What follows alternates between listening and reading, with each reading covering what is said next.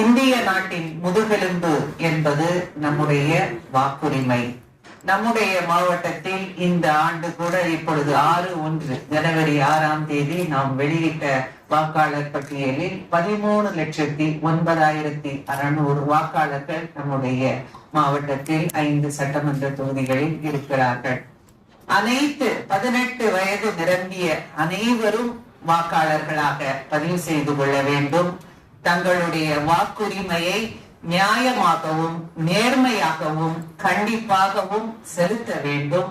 அதை போல அதை தங்களுடைய குடும்ப உறுப்பினர்களுக்கும் நண்பர்களுக்கும் சொல்லி அனைவரையும் வாக்களிக்க நாம் மோட்டிவேட் செய்ய வேண்டும் என்றெல்லாம் நம்முடைய வாக்கை சுதந்திரமாகவும் நியாயமாகவும் கண்டிப்பாகவும் அளித்து இந்த ஜனநாயகத்தை வலுப்படுத்துவோம்.